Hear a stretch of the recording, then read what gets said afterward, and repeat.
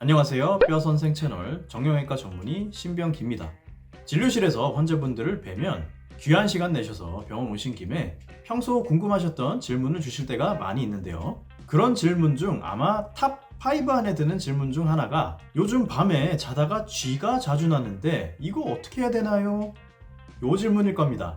주로 종아리, 허벅지 뒤에 쥐가 날 때가 많죠. 사실 쥐 나는 거 별거 아니라고 여기실지 모르겠지만 이것 때문에 고생하시는 분들은 쥐가 나는 바람에 요즘 잠을 못 자서 정말 삶의 질이 떨어진다 라고 호소하실 정도로 그 증상이 심할 땐 결코 가볍게 볼 수 없습니다.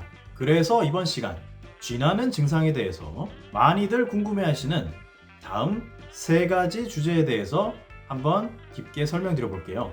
첫 번째, 마그네슘 영양제가 과연 쥐 나는 증상에 도움이 되는가?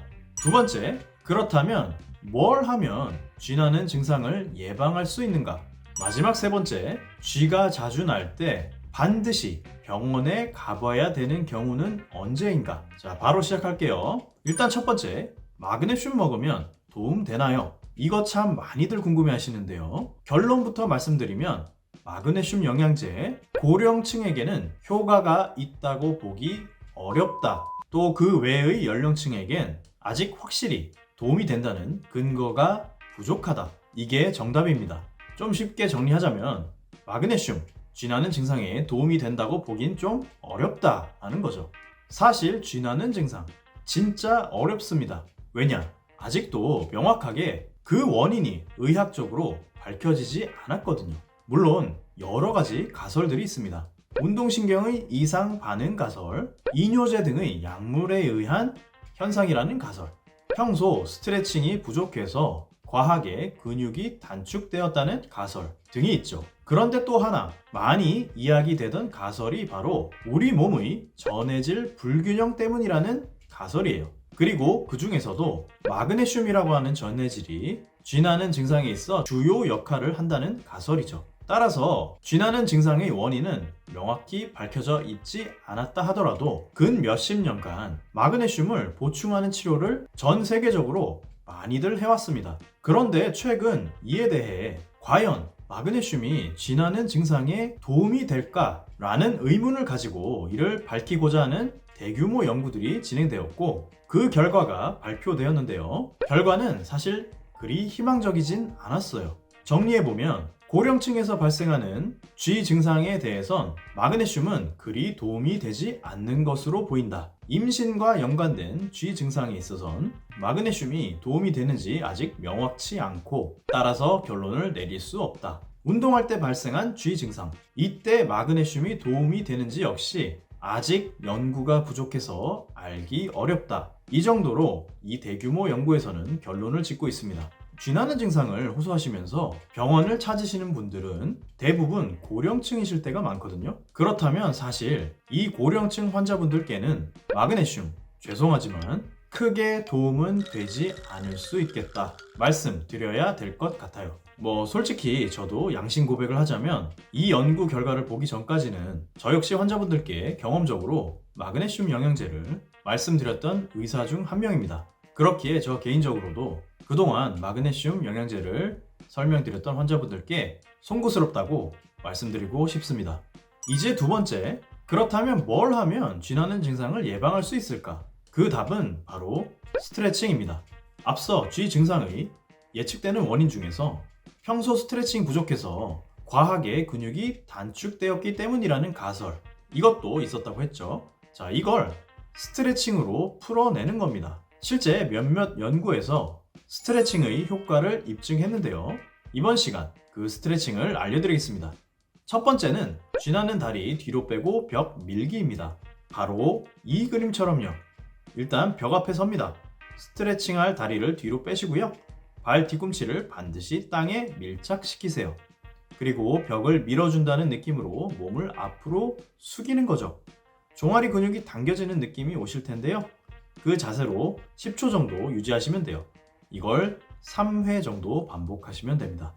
두 번째 스트레칭은 의자에 다리 올려 등 굽히기입니다. 먼저 벽 앞에 이렇게 의자를 세우시고 스트레칭할 다리를 의자 위에 올려놓으세요. 발은 의자에 닿아 있어야 되고요. 무릎은 펴니다. 그 후 두 손으로 무릎을 잡는 느낌으로 상체를 앞으로 숙여보세요. 뒤쪽 허벅지 그리고 종아리가 당기는 느낌이 오실 텐데요. 그 자세로 10초 정도 유지하세요. 이걸 3회 반복하시면 됩니다. 세 번째는 계단 스트레칭입니다. 계단에 이렇게 스트레칭할 다리를 한 칸 내려서 서시고요. 아래에 있는 발은 발의 앞쪽만으로 섭니다. 옆에 계단 손잡이 같이 잡을 수 있는 것을 잡으시고요. 이 상태에서 아래에 있는 발 뒤꿈치를 밑으로 내려주는 거죠. 무릎은 펴시고요. 그렇게 종아리가 당기는 느낌을 받았다면 거기서 10초간 멈추세요. 이 동작을 3회 정도 반복합니다. 세 가지 스트레칭 어렵진 않죠? 밤에 쥐가 나서 자주 고생하시는 분들은 증상이 해결되시기 전까지는 주무시기 전 이 스트레칭을 꾸준히 해보세요. 많은 도움이 되실 겁니다. 자, 마지막 주제입니다. 쥐가 날 때 반드시 병원에 가보아야 될 경우는 어떤 경우인가? 보통 밤에 주무실 때 쥐가 자주 나죠. 쥐가 날 때의 증상은 근육이 나의 의사와는 관계없이 수축하고 뒤틀리며 통증을 느끼는 것이 대표적이죠. 그런데 그게 아니고 잘 때 뭔가 하여튼 이상하게 다리가 불편하고 느낌이 안 좋은 분들 계세요. 통증처럼 느껴지기도 하는데 쥐났을 때처럼 근육의 수축이 풀리면 다시 편해지고 시원해지는 그런 느낌은 아니에요. 너무 불편해서 주무시다가 다리를 막 털어야 될 때도 많죠.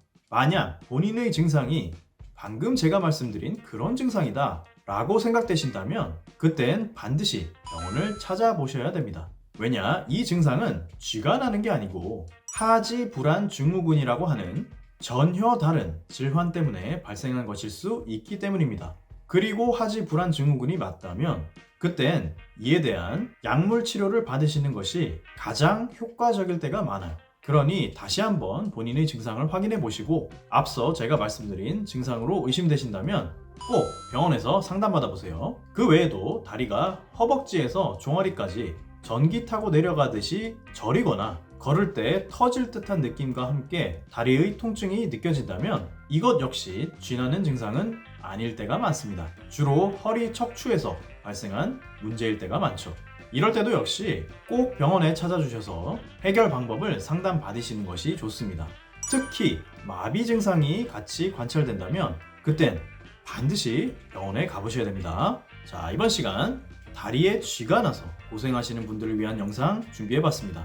조금이나마 도움이 되셨으면 좋겠습니다. 지금까지 뼈선생 채널, 저는 정형외과 전문의 신병기였습니다. 모두 건강하시고요. 감사합니다.